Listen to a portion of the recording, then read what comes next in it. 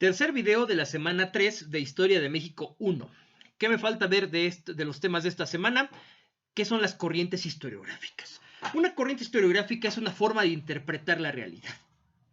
Hemos dicho ya en los videos anteriores que la historia es un discurso que nos ayuda a entender la realidad, un discurso construido por el historiador a través de un método riguroso. Y ese método tiene un segundo paso que se llama la hermenéutica o interpretación. Es decir, el historiador toma de la realidad las fuentes del pasado, las interpreta y da una respuesta acerca de una o varias preguntas que se haya planteado sobre la realidad. Bueno, eso es el proceso, pero en medio está la interpretación. La interpretación, que es la hermenéutica, se hace a partir de un enfoque específico. Es decir, no interpretamos así nada más. Necesitamos una postura de interpretación, un enfoque, una manera de ver la realidad y el devenir. Esa manera de ver la realidad o el devenir se llama corriente historiográfica. Es una forma de ver la realidad. Bueno, existen varias, pero yo voy a hablarles en este video de manera muy rápida de las más importantes, de las que más han marcado el trabajo del historiador, de las que más han llenado libros y manuales e instructivos acerca de cómo hacer historia, y se las voy a explicar de manera muy sencilla, de lo más sencilla que se pueda, ¿sale? Muy bien. La primera, la digamos llamada corriente historiográfica clásica o corriente positivista, ¿sale? Esta es muy interesante, porque esta está centrada en el trabajo de fuentes. La corriente positivista es clásica de la historia cuando estaba justamente en este proceso de afirmarse como ciencia, cuando estaba tratando de demostrarle a las demás ciencias que era una ciencia en forma y que podía aportar la verdad sobre el pasado. Escuchen lo que estoy diciendo, la verdad sobre el pasado. Ya les dije que eso ya se sabe que no se puede lograr del todo. Se logra un discurso verosímil.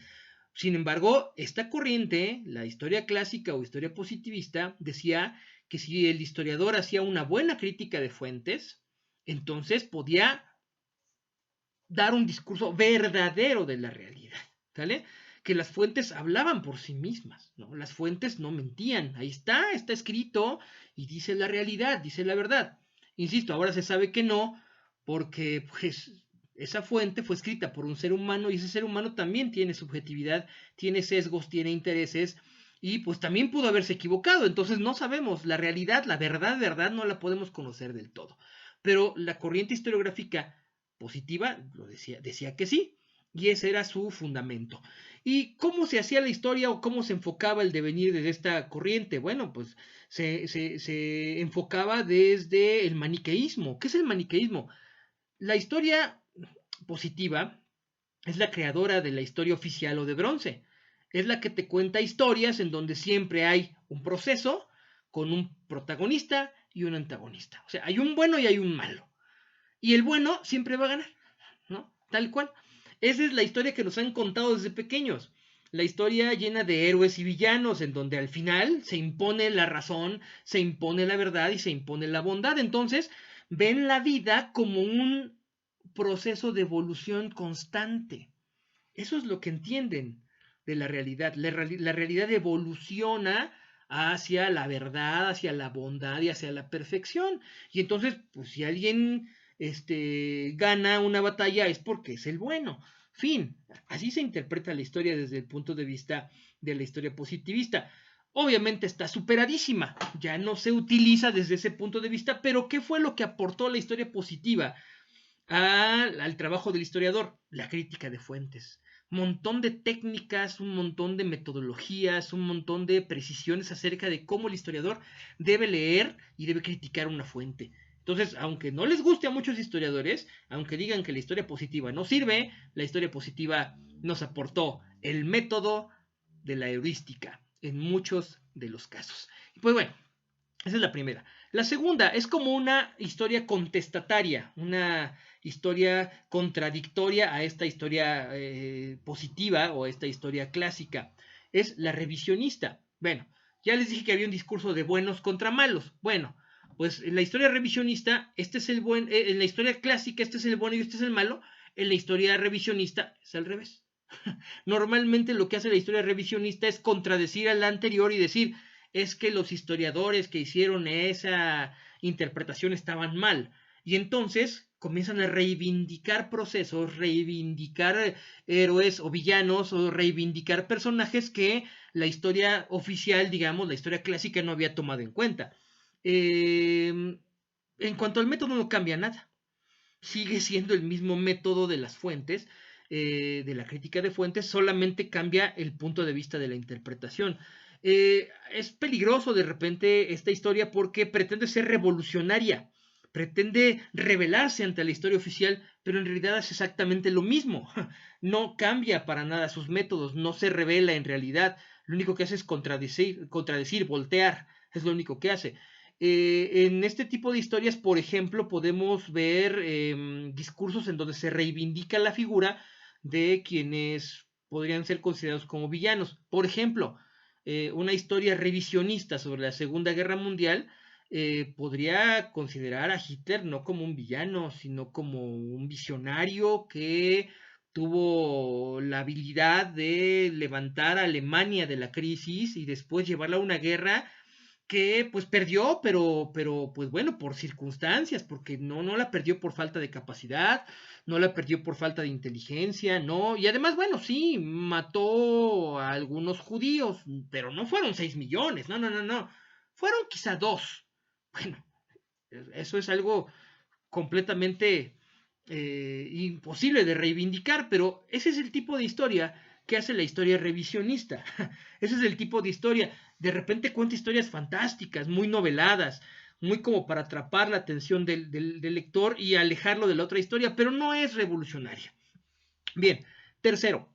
El tercer, digamos, la tercera corriente historiográfica es el materialismo histórico. Esa fue muy revolucionaria en su tiempo porque enfocó la historia por primera vez desde otro punto de vista, desde el punto de vista no necesariamente político y de la evolución hacia la bondad y hacia la verdad, sino desde el punto de vista de la lucha de clases, desde un punto de vista económico. Es decir, el planteamiento original. Los seres humanos nos relacionamos entre nosotros para producir económicamente lo que necesitamos para vivir. Y en esa forma de organizarnos, que se llama medio de producción, existe un grupo de personas que domina a otro grupo de personas, ¿no? Existe un grupo de opresores y un grupo de oprimidos, ¿no? Y estos tienen los medios de producción y estos no los tienen. Entonces estos siempre oprimen a estos. Pero llega un momento en que estos se rebelan. Y cuando se rebelan se levantan en revolución. Y entonces se vuelve a establecer el sistema, pero vuelve a haber opresores y vuelve a haber oprimidos. Así avanza la historia de la humanidad.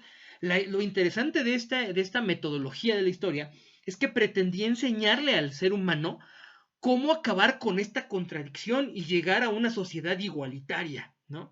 Esto se vio reflejado en la realidad con regímenes políticos como el socialismo y el comunismo, que pues ya murieron y que ya se demostró que no funcionan. Algunos más optimistas dicen que no funcionan porque nunca se aplicaron tal cual lo decía su teórico principal, Karl Marx, sin darse cuenta que el propio Karl Marx se contradijo al final de su vida y dijo, pues es que no consideré varias cosas. Finalmente no funcionaron.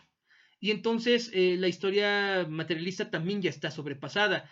Y también uno de sus defectos es que todo lo quería ver a través de esta lucha de clases y no siempre, no todos los procesos en la historia se pueden ver desde un mismo enfoque. Tienes que diversificar el enfoque. Bueno, ahí ya llevamos 3. La historia positiva, la historia revisionista, la historia del materialismo histórico. La cuarta, que es como la más noble, como la más ligera, como la más, diría yo, entre comillas, sensata, porque no es revolucionaria. Simplemente dice, el ser humano es resultado de su historia, es resultado de su contexto, y el contexto es histórico.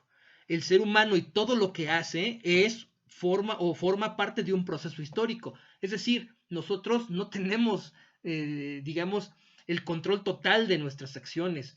Gran parte de lo que hacemos proviene de una carga histórica que ya tenemos. Y eso se llama historicismo. Y por lo tanto, lo que propone el historicismo es entender a cada conjunto humano, a cada ser humano en su contexto. No podemos criticar el contexto de otro momento porque es otro contexto. No lo puedo criticar desde mi contexto porque ese contexto está alejado de mi realidad. Y bueno, eso se puede reducir a una frase muy simple. Lo decía José Ortega y Gasset, un historicista, filósofo historicista español: el hombre no tiene naturaleza, tiene historia. Entonces no evoluciona como un ente natural, evoluciona como un ente histórico-social. Bueno, ahí está la cuarta.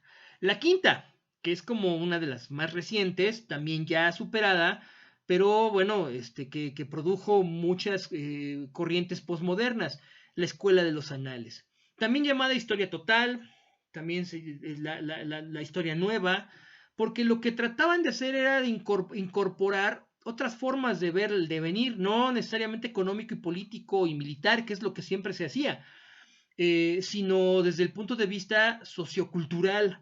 Entonces intentaron hacer historia de la cultura, historia social, utilizando fuentes de otras disciplinas, integrando la psicología, la estadística, incluso la geografía. Intentaban hacer historia de cómo el ser humano se relaciona con su entorno.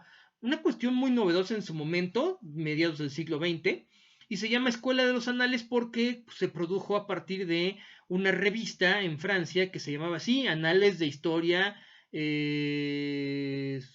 Social y Económica, no recuerdo el nombre completo ahorita, Anales de Historia Socioeconómica.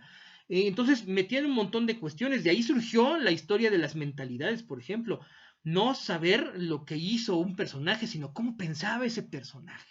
Imagínense qué complejo meterse a la cabeza de alguien que ya no está vivo. Si ser psicólogo es meterse en la cabeza de alguien que está vivo, pues imagínate, ser psicólogo de alguien muerto, está muy difícil. Pues esas son ideas surgidas, por ejemplo, de la historia de las mentalidades. Y bueno, poco a poco esto fue evolucionando y se llega a uno de los últimos, digamos, constructos teóricos o propuestas teóricas acerca de la historia, que se llama el giro lingüístico. ¿Qué es esto del giro lingüístico? Es regresar a la discusión original. ¿La historia verdaderamente es una ciencia objetiva o es simplemente, como la literatura, un discurso verosímil de la realidad, una recreación con pretensiones de verdad? Fíjate qué cosa tan fuerte, ¿no? El simbrar los cimientos de la historia y decir y preguntar si realmente estamos haciendo una ciencia o no. Bueno, no queda duda que sí estamos haciendo una ciencia, pero ¿qué tanto podemos presentar resultados verosímiles si estamos limitados por el lenguaje, que es el mismo límite que tiene la literatura, por ejemplo? O si al seleccionar una fuente de estudio no solamente está involucrada mi subjetividad, sino también la subjetividad de aquel que creó esa fuente. Y después la subjetividad del que lee lo que yo escribo. Entonces es pura subjetividad. Es una cosa ya mucho más profunda de pensar, pero eso se llama el giro lingüístico. Y pues bueno, ya les hice un resumen muy acotado, aunque me tardé ya casi 14 minutos, pero traté de ser muy puntual. Y pues bueno, con esto cerramos los videos de la semana 3. Ahora hice 3 para no hacer uno larguísimo. Y espero que con esto quede clara la temática, bien desarrollada, y que hayan resuelto sus dudas. Si no, de todos modos nos vamos a ver en una videoconferencia el jueves o el viernes, depende de qué grupo sean ustedes. Y pues bueno, espero que todo haya quedado claro y sigamos trabajando para llegar a la cuarta semana, que es la última antes de la primera evaluación. Que estén bien, cuídense todos, un abrazo.